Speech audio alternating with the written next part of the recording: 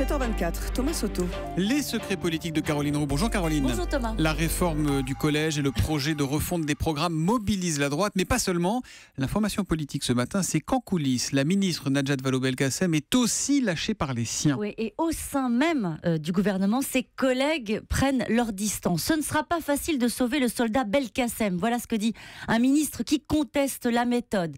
Il me dit, elle a voulu aller trop vite, elle a enchaîné trop de réformes et elle a laissé la colère s'installer. Vous le voyez, Thomas, c'est sévère. Et cette critique, elle est partagée par les députés. Au groupe PS à l'Assemblée, ils ne se précipitent pas pour la défendre. Au contraire, à mots couverts, pour ne pas en rajouter, disent-ils, certains dénoncent sa maladresse lorsqu'elle a évoqué, vous savez, les pseudo-intellectuels. C'est le cœur de cible de la gauche ou encore l'absence de concertation avec le Parlement et cette réforme des collèges qu'ils ont découverte, disent-ils. Alors, sur le fond de la réforme, les réserves s'expriment publiquement à gauche, c'est dire, vous avez entendu Ségolène Royal, Julien Dray ou Jean-Marc Ayrault qui ont pris leur distance. La ministre a des nerfs, on le sait, pour l'instant en privé. Elle se rassure et se souvient que ses prédécesseurs ont subi à chaque fois le même sort. Bon, mais le nerf de la guerre, c'est de savoir si Najat Vallaud-Belkacem est toujours soutenue par François Hollande et Emmanuel Valls. C'est le cas ou pas ? Oui, c'est le cas. Vraiment, ils font absolument bloc. Mais il faut bien mesurer, Thomas, que l'école est au cœur de l'engagement de la gauche. Alors forcément,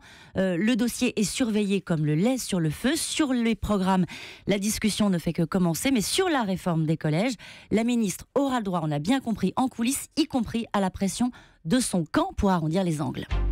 Les Verts se réunissent ce week-end, Caroline. La question politique concerne leur spasme récent. Est-ce que la crise est passée chez eux ? J'aime bien l'expression les spasmes récents.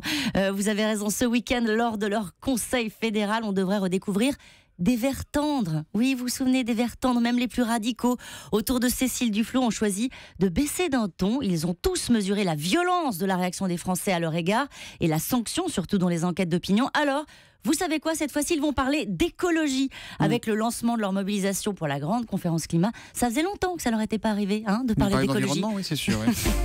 Et puis on va en entendre parler, Caroline. France 2022, Jacques Attali avance, vous le savez, sur son programme présidentiel. À la fin du mois, il va présenter sa démarche et son équipe lors d'une conférence de presse. Mais l'idée, c'est d'inviter tous les Français à faire des propositions. Ça me rappelle quelque chose. Ah oui, Ségolène Royal, la démocratie participative. Les secrets politiques de Caroline Roux tous les matins à 7h25 sur Europe 1. À lundi, Caroline. À lundi.